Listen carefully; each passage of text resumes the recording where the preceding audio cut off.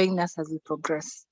So I'll introduce our speaker today. We're so honored to have you, to host you today. Her name is Joylene Kirui. She's a senior advocate, cloud security advocate at Microsoft. She was part of the cybersecurity team at Safaricom previously. So I'm sure this being a fireside chat it will be quite an engaging session. So feel free, if you have a question, you can just jot it down in the chat box, and myself or Tony will read out the question to our speaker today. So thank you so much for joining in. And at this point, I think I'll allow you to start, Joy. Maybe a brief intro. I think I have like summarized it so much, but maybe you can tell us more, just a more detailed intro about yourself. Thank you, Nancy. Glad to see all of us here today. As Nancy said, my name is Joylene Kirui. I'm a senior cloud security advocate at Microsoft. And before then, I was a manager / principal security assurance officer at Safaricom PLC. I think we've interacted with most of you also from the campus outreach angle of Safaricom security outreach, where we visited most of the campuses here. So if I visited your campus, just to raise your hand or just say hi in the chat functionality. Yes. Yes. So what do I do? So at Microsoft, I mainly deal with communities and just talk about DevSecOps. So you'll mainly see me in events, you'll mainly see me in conferences, doing technical webinars or doing technical sessions, workshops on cybersecurity. So I think that's just a brief about myself. Not unless you want me to add anything, Nancy.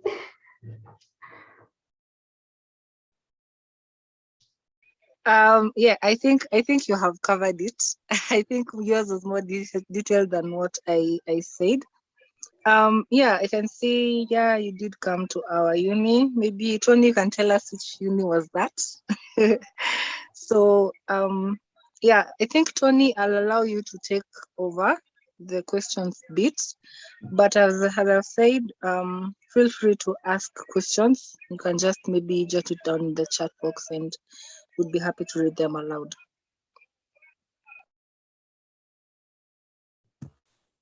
Okay, thanks, Nancy. Thanks, Joylene. Yeah, we actually met at Kibabi University, and also I think we met at MOST. So yeah, I'm glad to be the one hosting you today. So if you have any questions, you can just maybe you can just raise up your hand. Maybe I'll give you the permission to unmute, and or you can also just jot it down on the chat box. So the first question that I personally had is, I would like to ask about your role as a firewall administrator, which is about securing the cloud. So actually, my role is not as a firewall administrator. So I mainly deal with DevSecOps in Azure as well as GitHub. So that's where we're talking about shifting security left, and we're talking about automating security throughout the software development lifecycle. And that's where I work specifically, especially with developers, and also train them on secure coding. Also work with operations teams, as well as like anyone who works in delivery software. We have to train them on security because it's everyone's responsibility. But we try and shift security as much as possible to the left, because that's where we can identify more and more issues at a very low cost.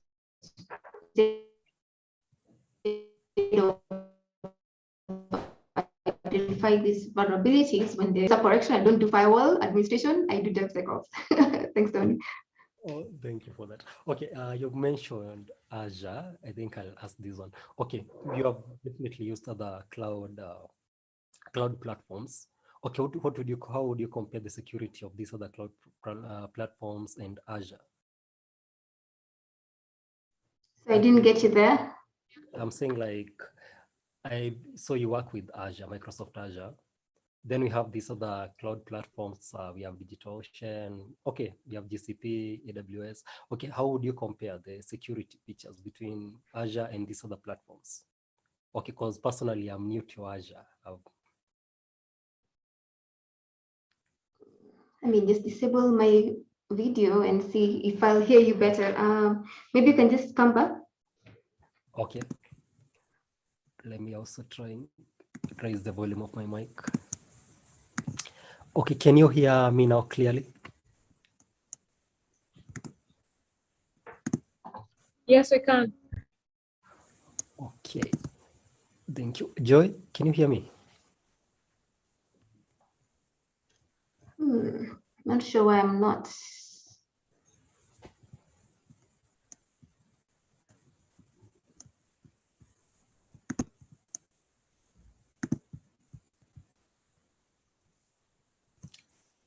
Okay, what about now?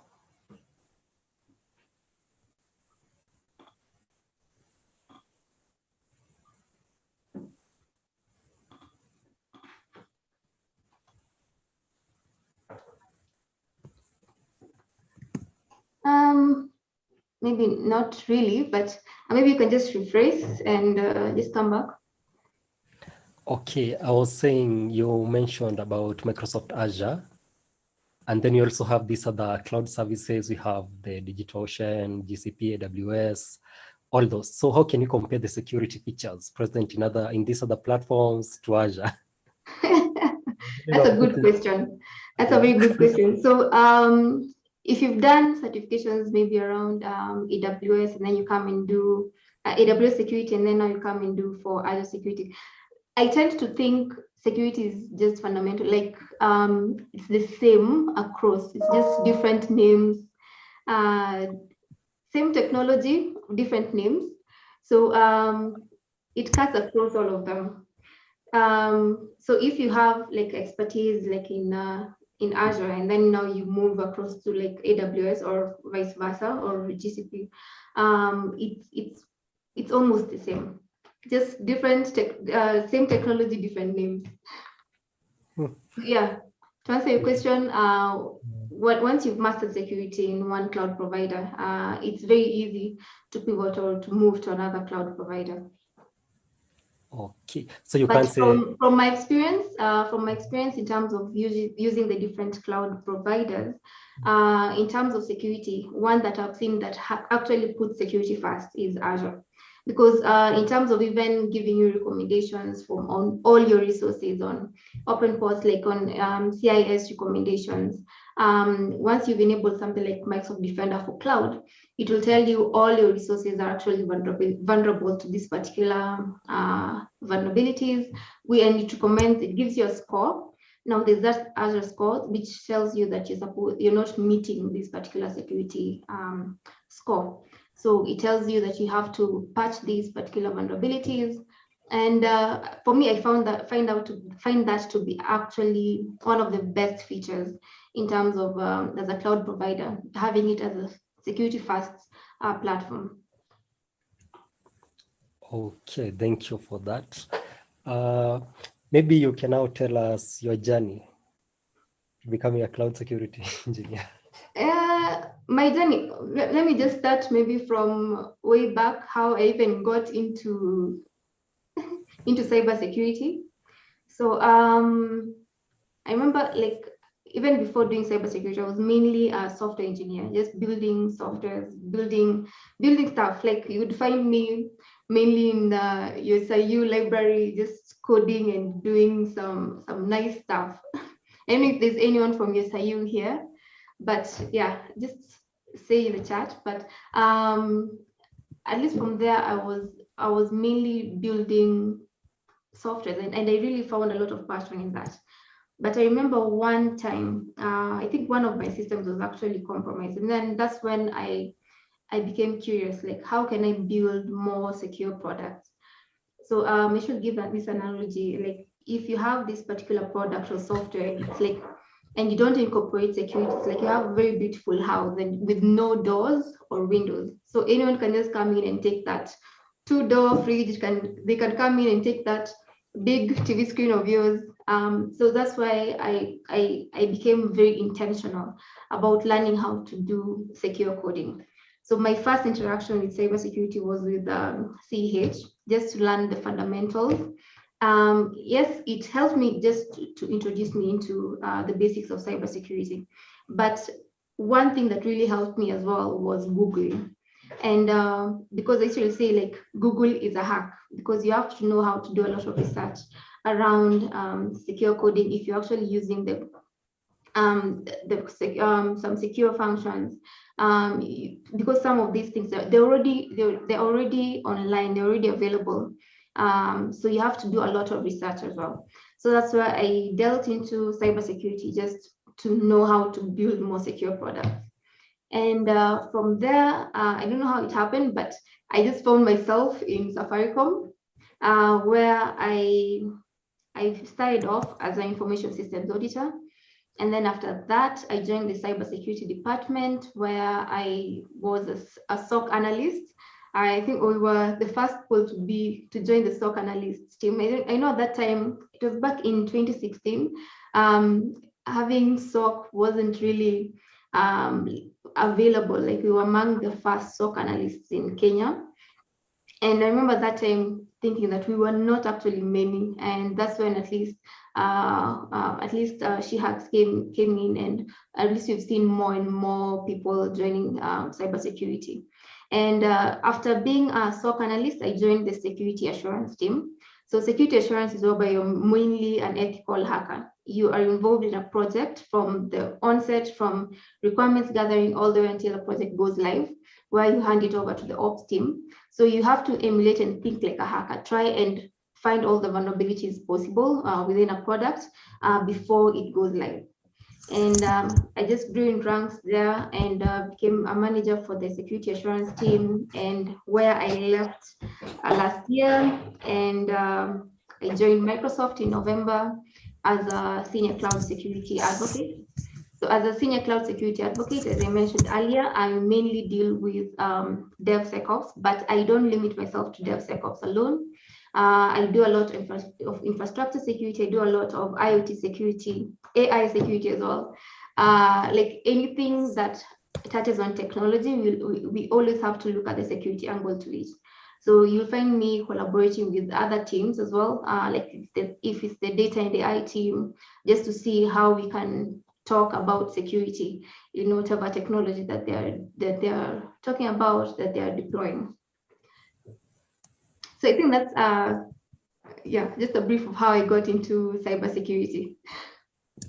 Okay, that was awesome. I think I'll ask you two questions regarding on that. One is, okay, from your journey of programming, and I think this is one question which most people in the security field ask, is programming a necessity?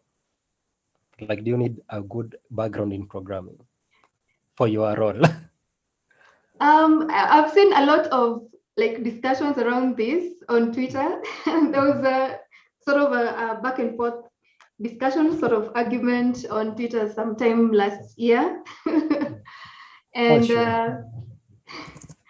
Okay, according to me, let me just say, according to me, it's important to have a background knowledge in okay, maybe just have some basic knowledge on software development, because if you're going to test a software, if you're going to test a particular product, it will be easier for you to break that system once you know how it actually works.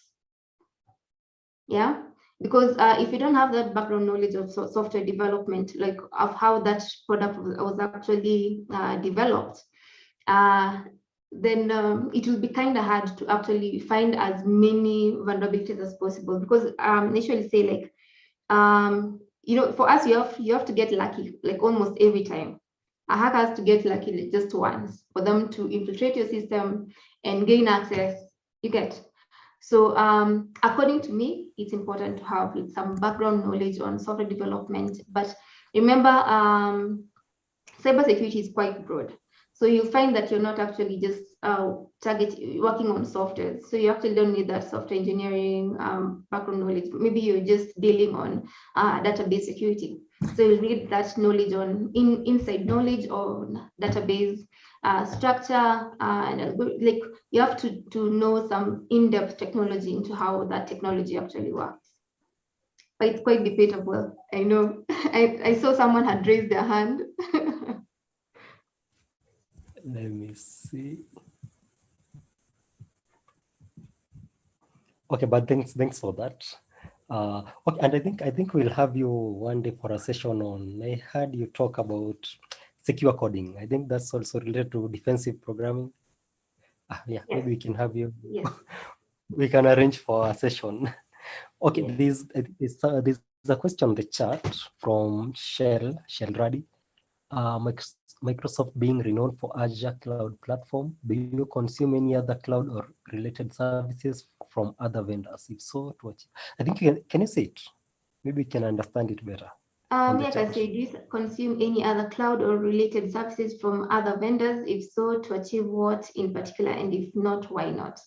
To say the truth, I don't consume other cloud providers, though we're quite big as well on having a hybrid implementation. Like you can still have like your Azure cloud and as well as on-prem services. Because Azure actually supports on-prem deployments as well. So if you feel like your business requires an on cloud and on-prem, at least Azure is quite big in terms of it even having a hybrid solution. But for me, I find all the possible scenarios where I use cloud on Azure, because I do a lot around Azure DevOps pipelines and as well as GitHub Actions, whereby I'm deploying, like even for DevSecOps, whereby I use both of them, Azure DevOps pipelines as well as GitHub Actions, and I find all the security functionality that I need around GitHub Advanced Security, and also other security tools that I can onboard in my pipelines that are readily available in the cloud. So I have not seen the need of doing that, of incorporating other cloud providers. Okay, thank you, Shell. I hope you have your answer. Okay, I can see somebody in the chat likes your hair, so I think that's a compliment. Actually, I don't know if it's off topic, but your nice hair, Microsoft product. Yes, it is a Microsoft product. That's quite interesting. I can see a hand from Nigel. Nigel, you can unmute. I've given you the permission. Thank you, Tony. Good evening, everyone. My name is Nigel, a student, a business IT student. So my questions to you, Joylene, today are two. The first one being, like you said, cybersecurity is broad. Personally, I've gained interest and started learning about cybersecurity late last year.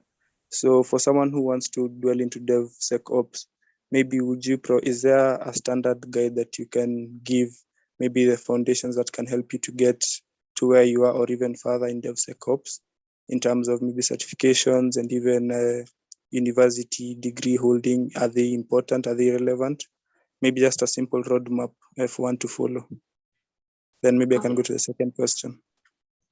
So for DevSecOps, it isn't really like a university degree that you can follow or a particular like roadmap that you can follow. But if you want to get into DevSecOps, there are several certifications that are available. But one that I really like that I already took was the Practical DevSecOps course called Certified DevSecOps Professional, CDP. Which was quite hands-on, and then you do a 12-hour hands-on test, and then after that you do another 12 hours of or is it another 24 hours of reporting. So it sort of looks like OSCP, but now for DevSecOps, which I found quite interesting, because in terms of comparing with other certifications, I found it to be quite interesting because it's quite thorough in terms of in-depth knowledge and as well as practical element. But there are several other certifications that are available for DevSecOps, but that is my personal favorite, and also at a affordable rate, especially like for students and for young professionals as well. So you can just check that out. But if you're interested in getting into DevSecOps, so it's just more of trying and seeing how you can get the working knowledge in terms of working with development teams, with the ops teams, and seeing how you can incorporate security into all that software development. You need some bit of hands-on knowledge, like of actually software delivery. So at least you can have an added advantage in terms of, talking to all the teams and telling them how to incorporate security. So to answer your question, there isn't like a degree for it, but yes, the DevSecOps certification is quite good to start off with. But you need some bit of knowledge about Docker, like a lot of infrastructure security and a lot of Ansible knowledge as well. So you'd rather just know the fundamental knowledge in terms of the different infrastructure technologies, and before starting off with the course. On to the second question, Nigel. Okay, thank you for that. If you don't mind, do you mind writing down the name of the Yes. certification down in the chat? Yes. Then, like you said, again, I'll go back to your point. Cybersecurity is broad, and maybe one is not sure on where to major in or where to start from. So at Microsoft, do you guys have do I call it a learning platform where guys maybe can try and build on their skills while still working for the company? I'll give an example. Andela had a learning track a while back before they got cancelled that allowed from beginners to advanced and intermediate people to come and showcase their skills while working for the company and learning at the same time. So do you have something of the same at Microsoft? Not as of now, especially for cybersecurity, but that's something that I would like to bring on board. So I'm open to several suggestions as well, because talking about the topic, like for cybersecurity, especially like in Africa, we are relatively new. So in terms of working with you guys and just trying to deliver what you want to hear or what you want to get, just give me more suggestions. So that's something that I can plan on bringing and doing even within this year. So that's a great suggestion, but I think maybe we can just talk after this session and see how we can make it happen, and as well as just in collaboration with SheHacks, and we can make it happen. Why not? Isn't it?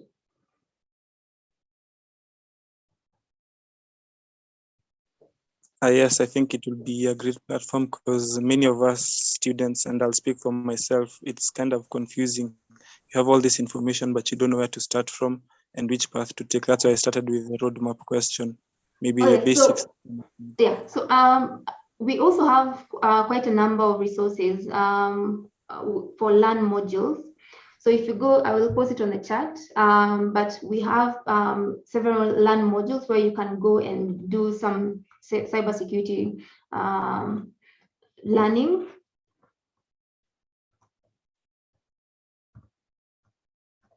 So I'll post it on the chat as well.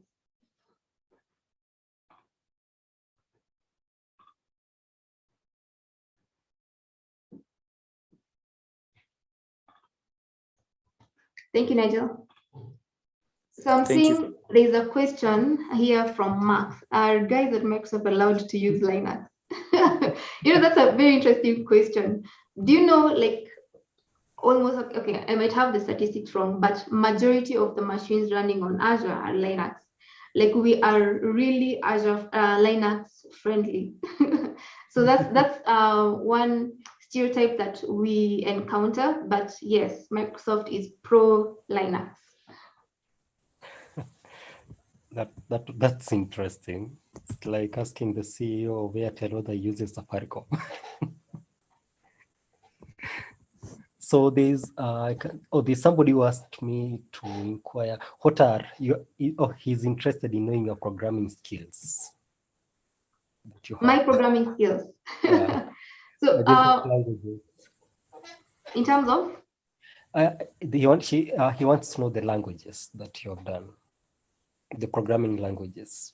The programming languages that I am fluent with is Java, .NET, Python.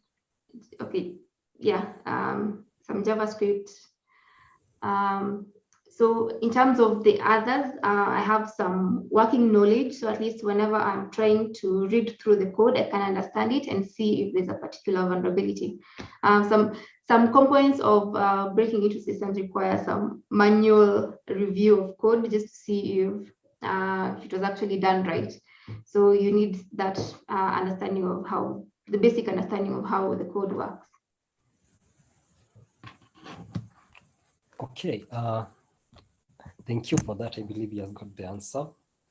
The other question would be about, okay, from your journey, how would you like advise somebody? Oh, I think we have a hand from Frank. Frank, just unmute.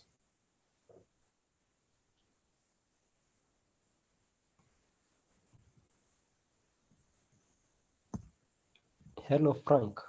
You can just unmute.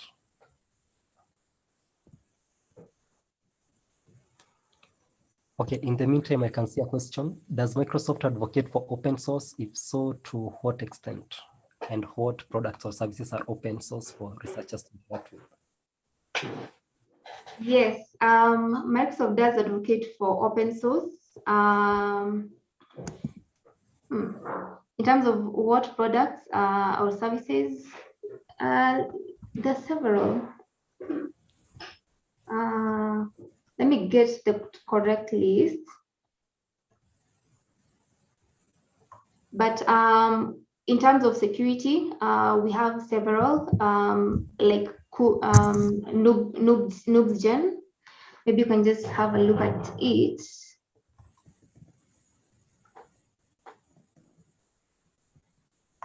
Which we use very much for DevSecOps as well. I'm also trying to contribute towards it as well in terms of integrating security. We have several, most of the tools that we have, even if I can just put and say maybe VS Code, most of the tools that we have as well there, they are open source. Like the very many tools. I don't know, maybe you guys can just also answer them in the chat, but we have very many tools that are open source to use. We have Azure SDKs as well, .NET as well, it's open source. Like very many services and products are open source.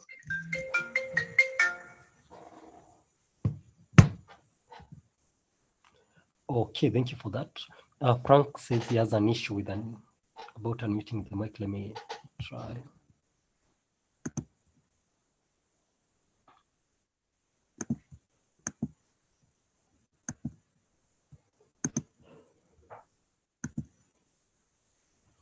Frank, if you're unable to unmute, maybe you can just write the question on chat.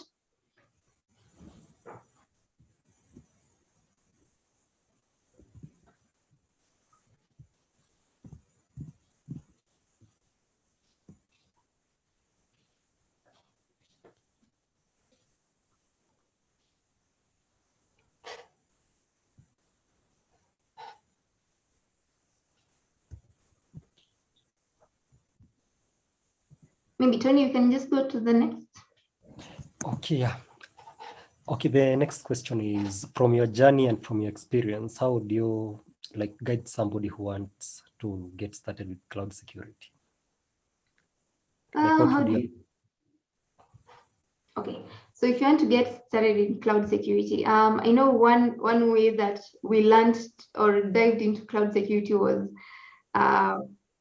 like just jumping into the fire, because I know like for most people, maybe you just work for a company and then maybe they decide to onboard, but they decide to move to the cloud, and then you as a security team, you're wondering, okay, so now it's your responsibility to secure that cloud.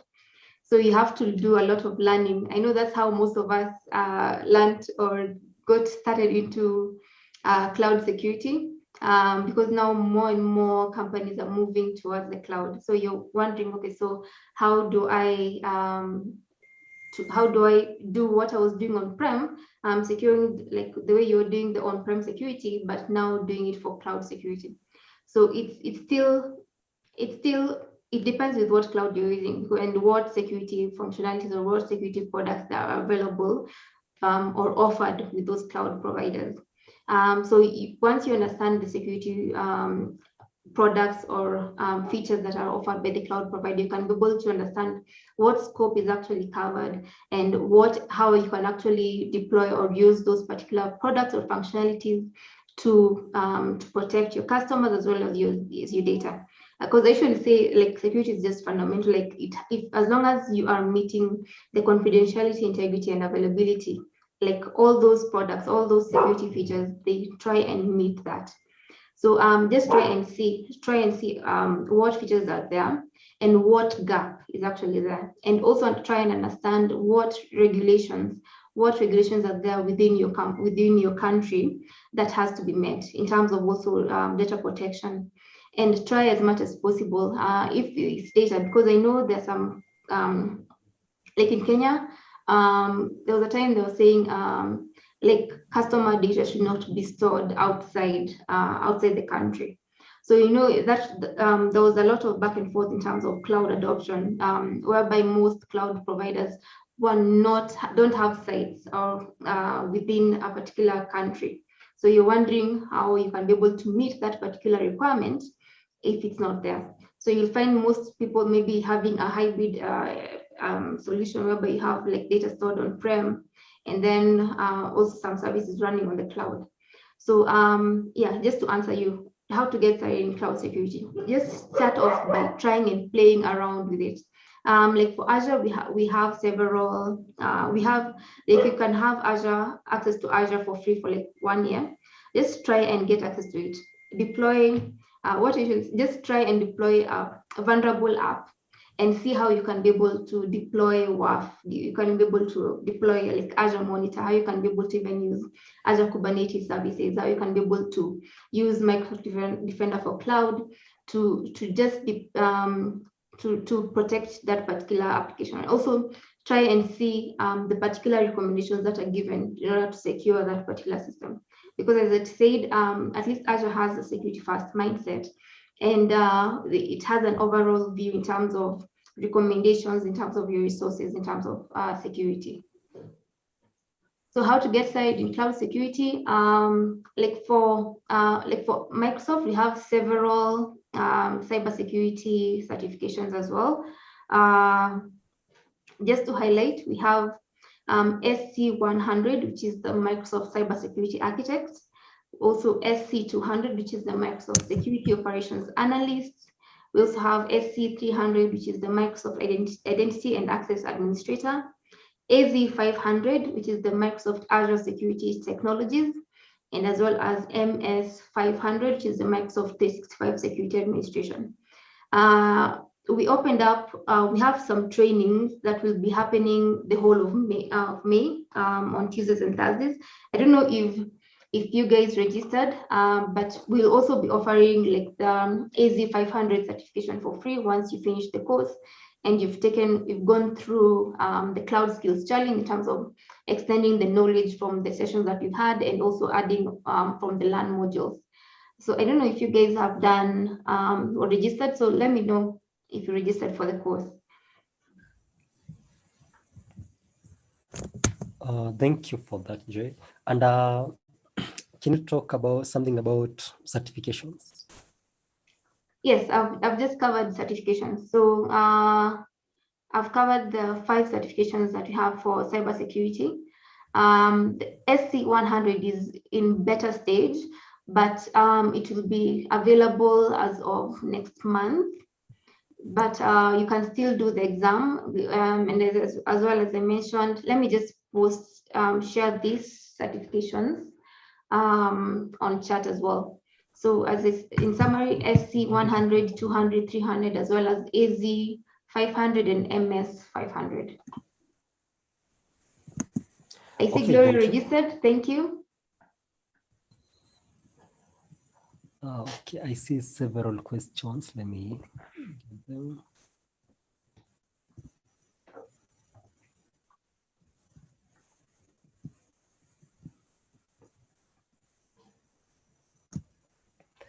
Okay, there's one here, but I think you can handle this one once we are done. Let me see.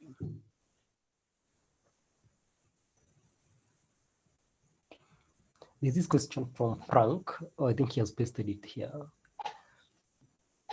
I have noticed you have a lot of emphasis on Azure as a more secure platform. How about guys with familiarity with other clouds like AWS? I think you had talked about something, maybe it was not yet.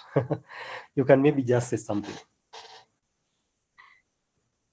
So you're saying out of the certifications necessary, speaking of AWS CCPs, and is there a way to shift to another cloud provider, especially when it comes to, yes, as I said earlier, in terms of like, if you have like an AWS security certification and you want to do like an Azure security certification, you'll find that the basis or the fundamentals are actually the same. Technology is the same, just different names. So it's very easy for you to move from one cloud provider to the next in terms of security knowledge. I hope that answers that, Frank.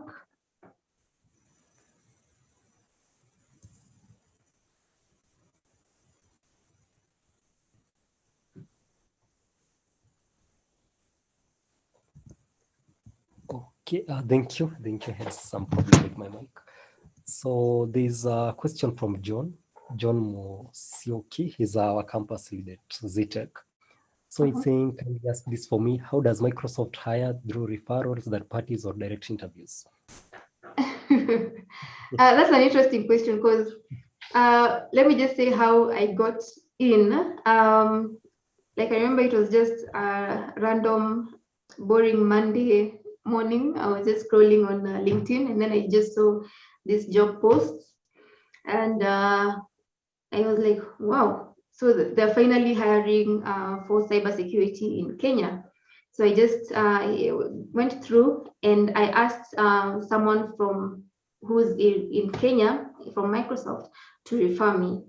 So he went in and referred me, and actually they closed that job that very day as well. So one thing that I've come to know is that referrals actually go a long way in terms of making your application or portfolio stronger. So as much as possible, when you see a job vacancy that you're interested in, just make sure you get a referral from someone from Microsoft. And also just do a lot of research. Just try and do a lot of preparation beforehand, before the interviews, because they're usually quite, I can say, competitive, because I know of people who've tried 4 or 5 times to interview and they've gotten maybe on the 5th or the 6th try. And they usually just say, as in, they shouldn't give up. They shouldn't give up because you never know, maybe the next one is yours. So what I usually just say, if you don't get a chance, maybe that wasn't mine, but the next one, don't lose hope. Just try harder, try harder. Okay, thank you. I hope, John, you have your answer, and anybody else who wants to join Microsoft. So I think the last question that I had is, like, the way you always see the day of a software engineer. So how would you describe your day as a cloud security, and maybe the challenges that you go through? Okay, so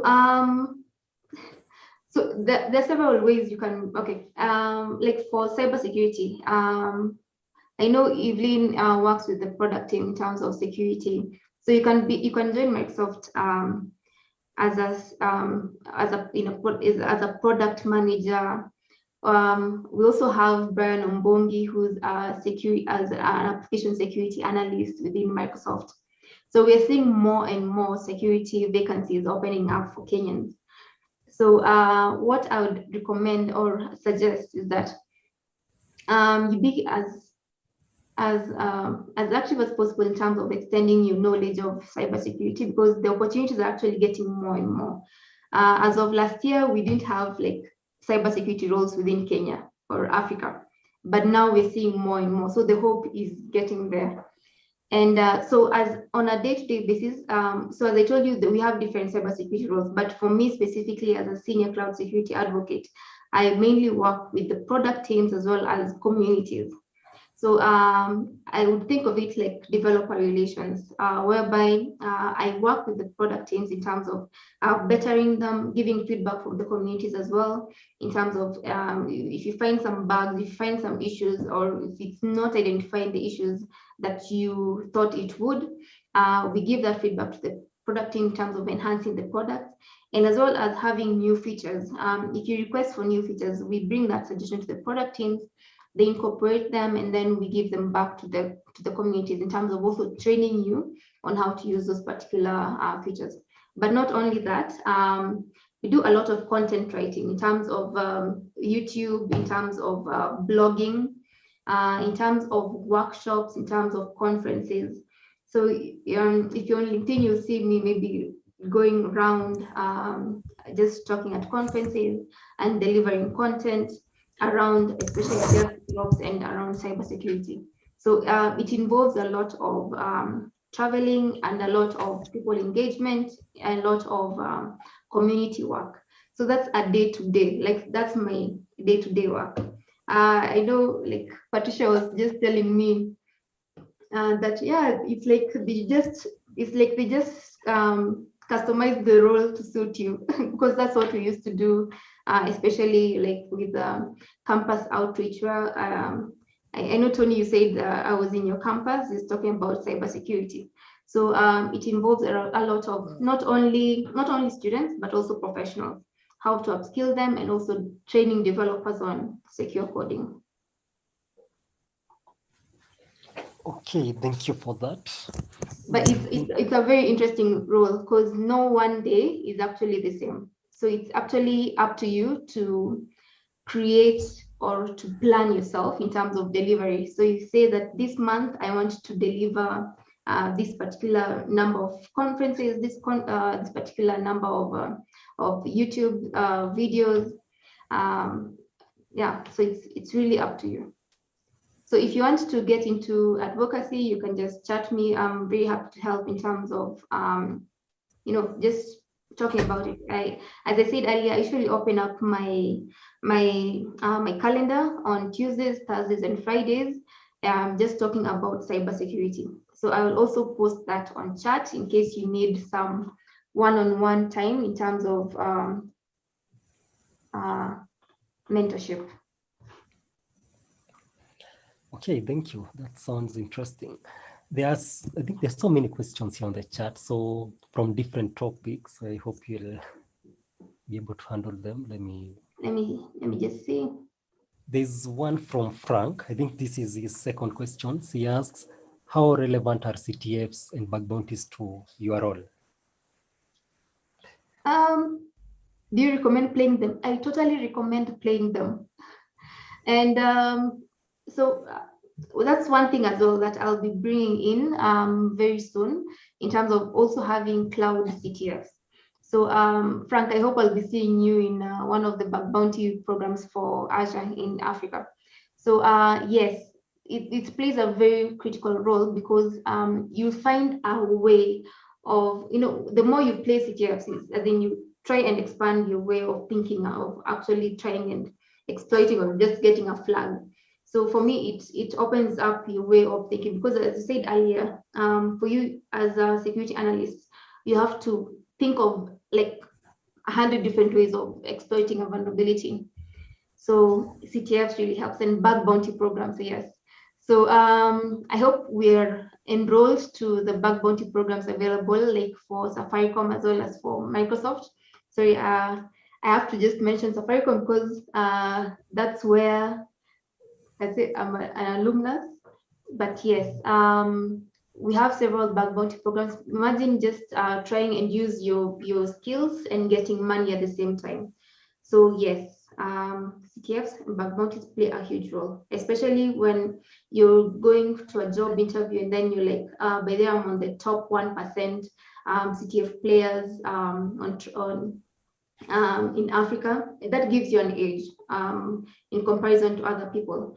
And if you say that you're actually involved in this number of bug bounty programs, and you've actually in this particular hall of, that you're actually recognized for this particular, as like for a particular bug bounty program, as in that gives you a particular edge.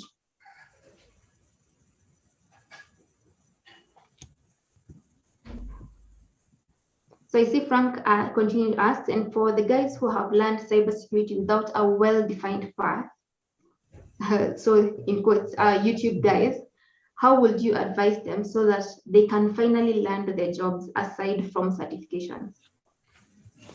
So aside from certifications, if you can be able to volunteer where necessary, do internships as well, and also try and network as much as possible. Because from the question, it's without a defined path. Just try and see where you would want to fall within, like which angle of cybersecurity you want to fall. And you would know that by interacting with the cybersecurity professionals who are out there. You'll find that there are guys for GRC, there are data protection officers, there are SOC analysts. Just try and interact with them as much as possible and see if it's something that you're actually interested in. And just try and see if it's one thing that you're interested in, try and as much as possible to master that craft. I should say, as long as you master a particular craft, you'll always be on demand, that's for sure. And that's the added advantage in terms of, if you know your craft and you can be able to deliver, you'll be on demand. And especially for cybersecurity, there's still that large gap in terms of demand and supply, and we are still on demand. We are very much on demand, and we will be for a couple more years.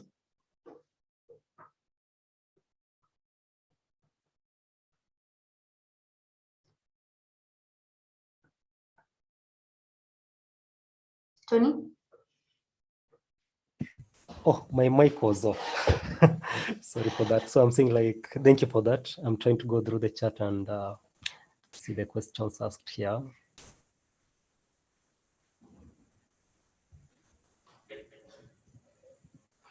There's a question from Gloria.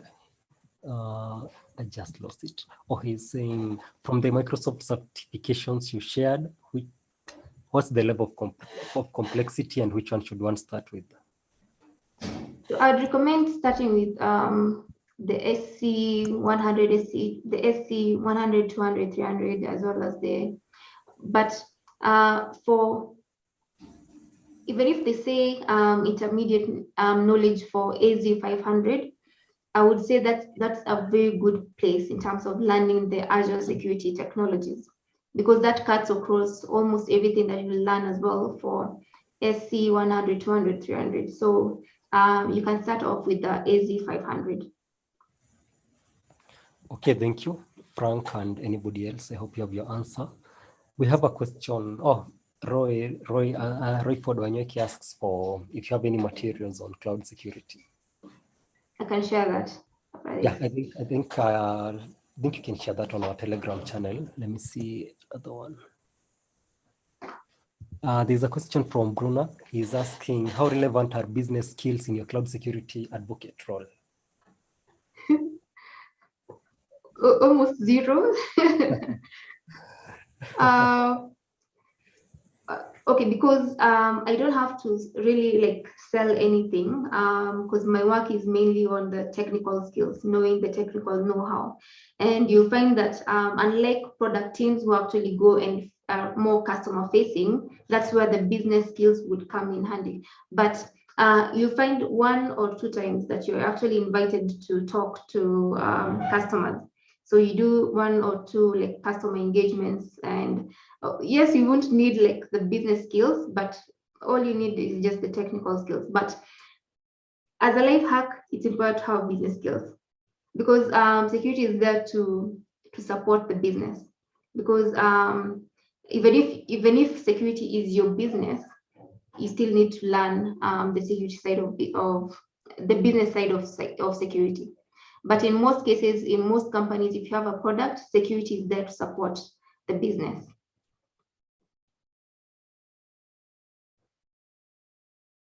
Thank you for that. I hope, Bruna, you have your answer there. Okay, there's just a moment.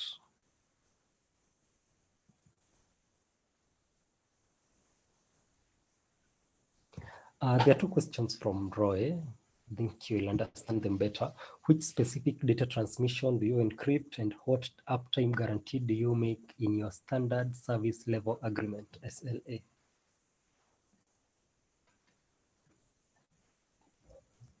That's an interesting question. So what specific data transmissions do you encrypt? Standard way, data on transit and data at rest. So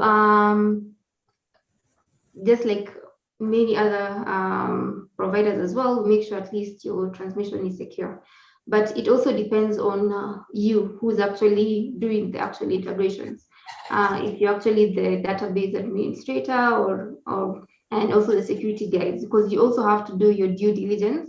Even if you're deploying to the cloud, you have to make sure that your data is actually transmitted securely and also encrypted.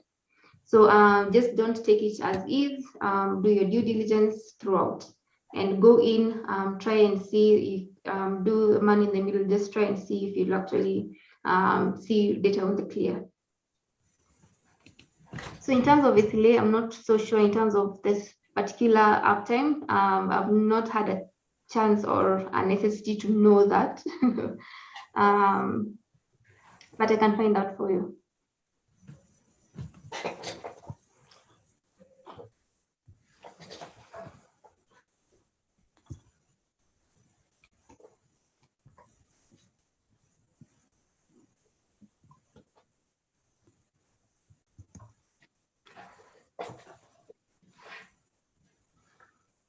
Yes, Tony?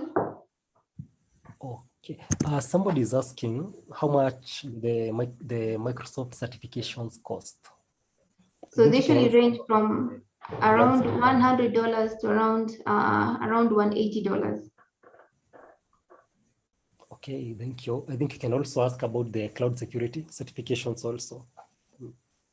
Yes, but remember, like for those who will be attending the course that will be starting in May, we'll be giving you the free Microsoft certifications during that time. So mainly around AZ 900 for Azure fundamentals, as well as AZ 500 for Azure security. Okay, thank you. Somebody is asking for the registration link. So we actually shared the registration link sometime early this month, but had to close because of overwhelming registration, but it was open for some few days.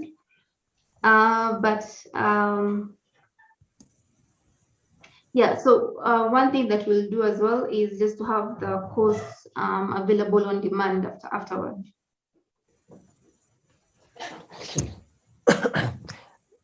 Thanks.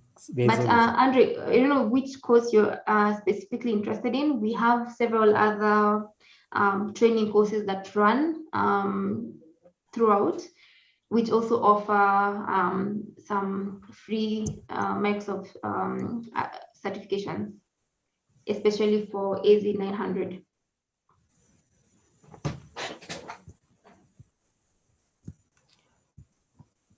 Okay, thanks for that. There's another question from Bruna.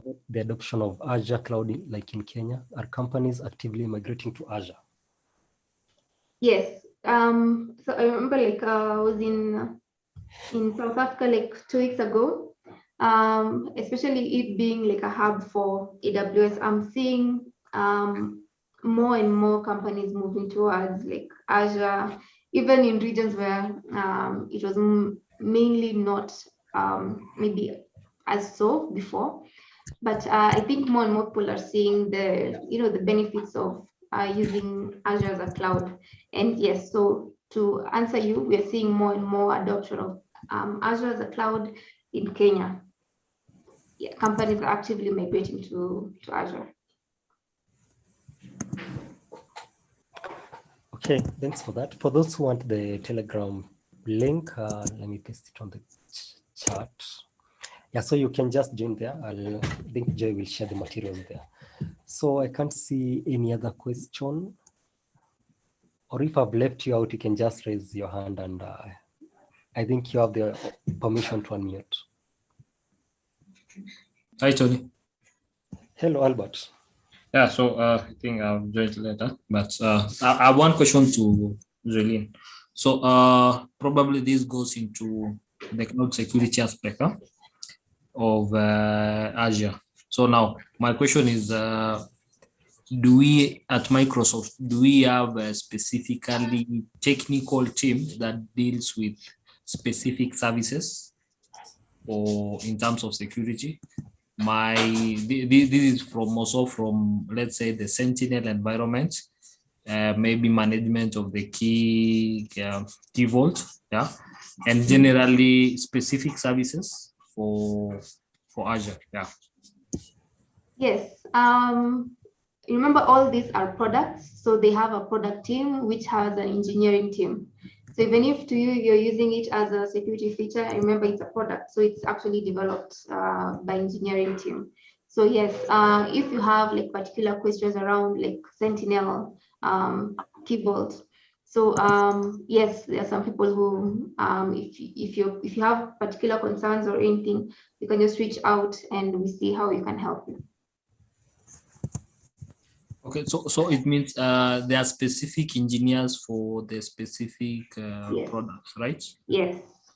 So it means maybe, let's say, for example, if I'm interested in joining like Microsoft, if I take a path of that sort, will that maybe yes, doing security in totality, but now specializing in a specific product? Yes, you can.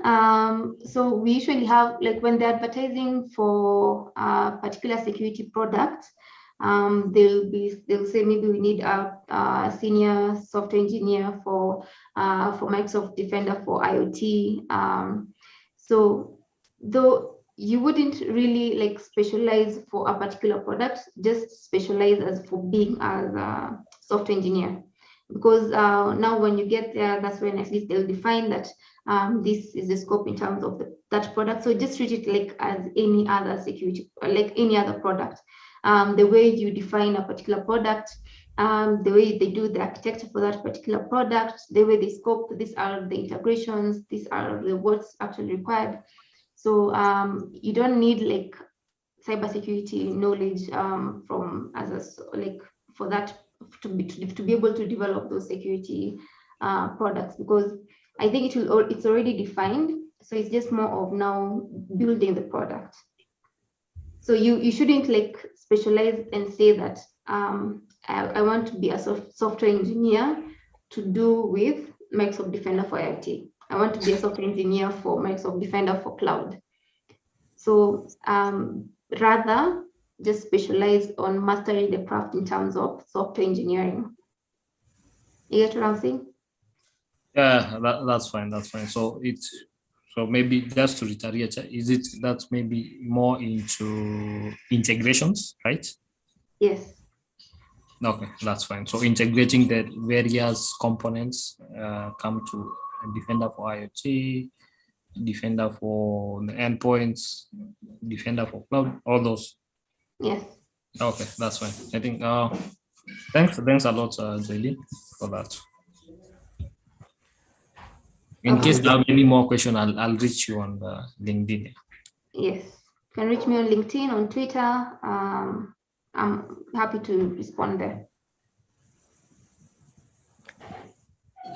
Thanks, Albert.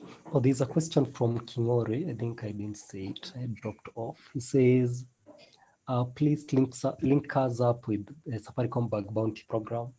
I think you can also talk about the Microsoft bug bounty program for those who want.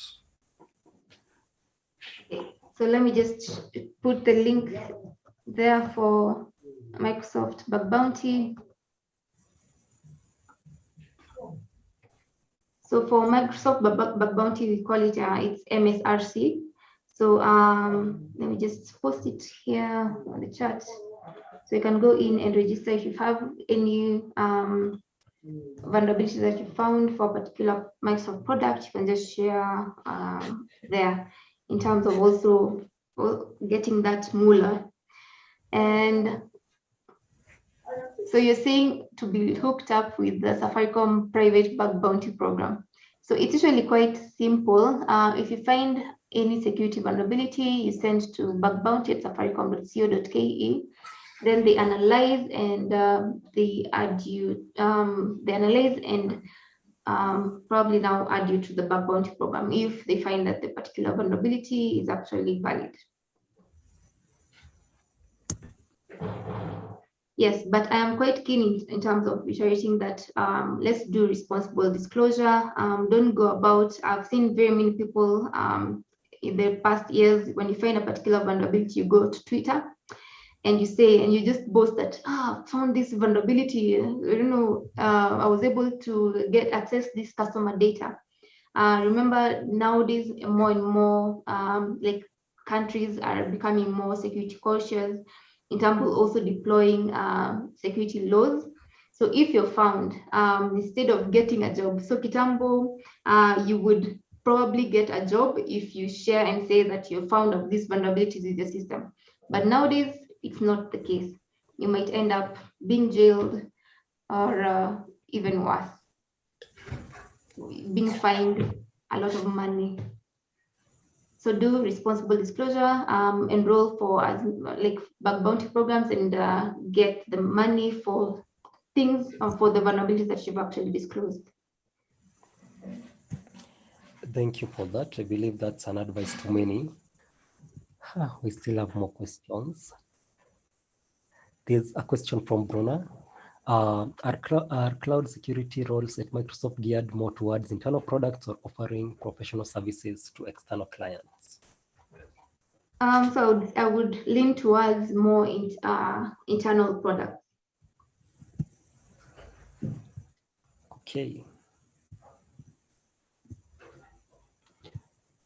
Okay, I can't see any more questions. But remember, you're still using the knowledge of the internal products in terms of offering consulting services to clients. So you find cloud solutions architects or even product managers who actually go to clients and help them in terms of deploying these Microsoft products in their environment.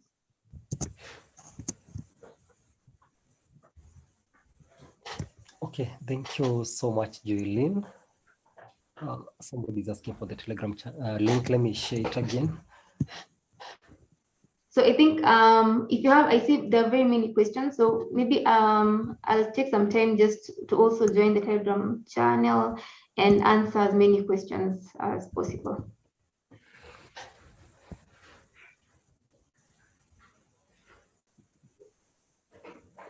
Okay, Steve Jones, what's your question? I don't want you to feel left out. Maybe you can just repress it again, or you can just unmute.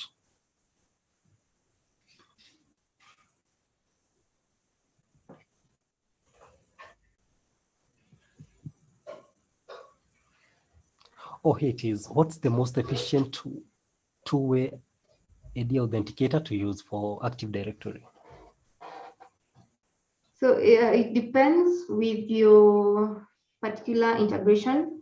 But for me, like I usually prefer using ADDS, Azure Active Directory Domain Services. So it actually depends on you, what you actually want to achieve. So if you just want to do authentication for a cloud provider, you can just use Azure Active Directory. So that's a really targeted question. I would need to know what you actually want to achieve in order to provide better insight.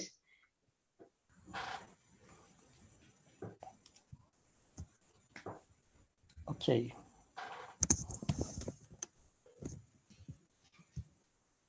Welcome. I think he is satisfied with that. So I can't see any more questions. Maybe the ones that maybe we left out, you can handle them from the Telegram channel. I believe this was an amazing session. It's actually my third time to meet you now, and your responses were good. They were direct. I can see Nancy is on the chat. Can you be able to unmute?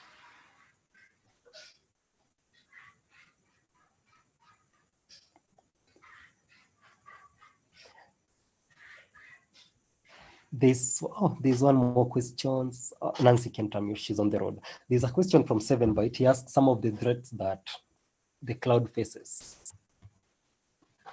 So it depends just look at it like a whole infrastructure, like the way you would think of it like on-prem. The attacks are pretty much the same. But mostly if you don't use or protect your resources on the cloud, I've seen most of them being taken over and being used as bots for crypto mining. If they have like a lot of resources, so you find that you get like a quotation at the end of the month that this is your bill. I saw a particular meme of a homeless person on the side of the road. How did you end up homeless? How did you end up homeless? Were you taking drugs and ended up getting homeless? And then someone was like, no, I left my EC2 instance open. So ended up, I think some guys are recognizing the meme. So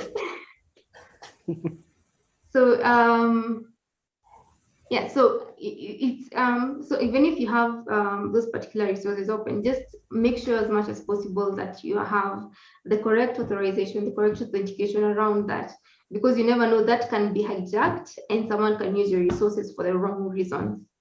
So, but yes, in terms of security vulnerabilities around the cloud, think of it like, so you look at it like application security on the cloud and as well as infrastructure security within the cloud.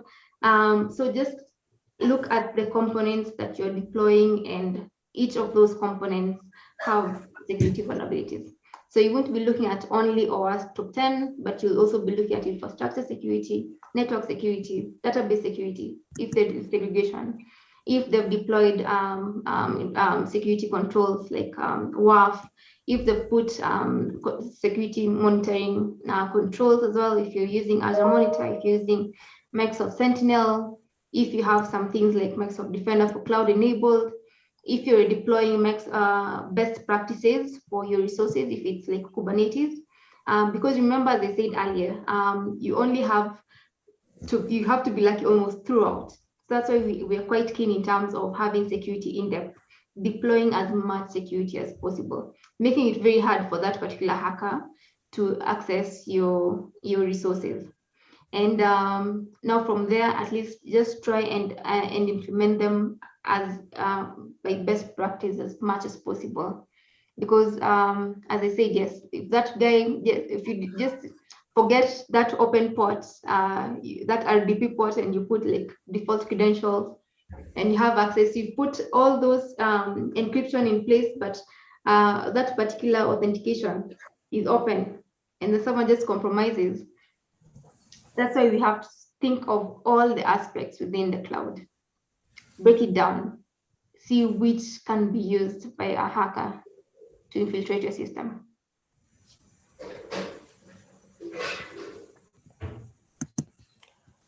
Wow, that was awesome. I can see a lot of compliments in the chat, so I believe the session was great. I think we'll end there due to time also. So thanks so much, guys, for joining, and thanks so much, Joy, for the amazing session. I think maybe where do people reach you, or if they have any more queries?